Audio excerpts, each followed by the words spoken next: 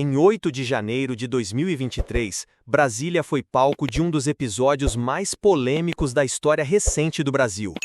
Centenas de manifestantes pró-Bolsonaro invadiram prédios governamentais, Congresso Nacional, Palácio do Planalto e Supremo Tribunal Federal. As cenas chocaram o país e o mundo, lembrando o ataque ao Capitólio nos Estados Unidos em 6 de janeiro de 2021. O que poucos sabiam até agora é que por trás das prisões em massa que se seguiram havia um esquema de vigilância e repressão que, segundo novos documentos vazados, violou a lei e os direitos fundamentais dos cidadãos. Esses documentos ficaram conhecidos como Arquivos de 8 de janeiro. Eles revelam que o Supremo Tribunal Federal, sob a liderança do ministro Alexandre de Moraes, criou uma força-tarefa secreta e ilegal para monitorar e prender manifestantes, inclusive aqueles que não cometeram nenhum ato de violência.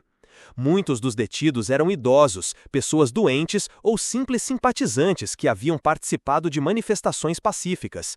Mesmo assim, todos foram rotulados pelo presidente Lula e por Alexandre de Moraes como golpistas, terroristas e fascistas. De acordo com os arquivos, essa força-tarefa operava por meio de um grupo secreto no WhatsApp, onde eram produzidos relatórios ilegais de inteligência. Esses relatórios eram usados para identificar pessoas, a partir de postagens nas redes sociais, como se opiniões políticas fossem provas criminais. O processo era simples e, ao mesmo tempo, alarmante.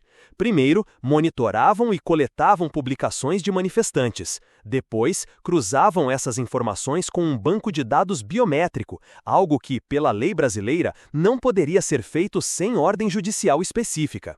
Em seguida, usavam essas informações como base para pedir prisões preventivas. E aqui está um dos pontos mais graves. As prisões eram decretadas antes que qualquer crime físico fosse comprovado, com base apenas no que as pessoas disseram ou publicaram online. Além disso, advogados de defesa foram impedidos de acessar as provas.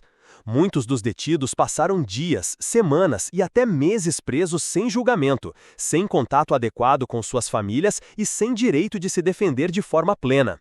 Os arquivos de 8 de janeiro indicam que o objetivo dessa força-tarefa não era apenas punir atos ilegais cometidos naquele dia, mas construir e sustentar uma narrativa, a de que houve uma tentativa coordenada de golpe de Estado.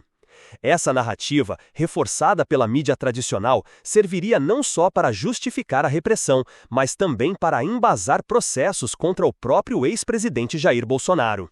Segundo os documentos, Moraes e sua equipe contornaram a lei para transformar discursos políticos em crimes. Isso não apenas feriu direitos constitucionais como liberdade de expressão e devido processo legal, mas também abriu precedentes perigosos para que o Estado criminalize opositores. O caso levanta questões profundas sobre o futuro da democracia no Brasil. Até onde vai o poder de um ministro do Supremo? É aceitável que um tribunal que deveria proteger a Constituição atue como órgão de investigação e acusação? E o mais importante, se hoje foi com um grupo político, amanhã poderá ser com qualquer cidadão que se manifeste contra o governo?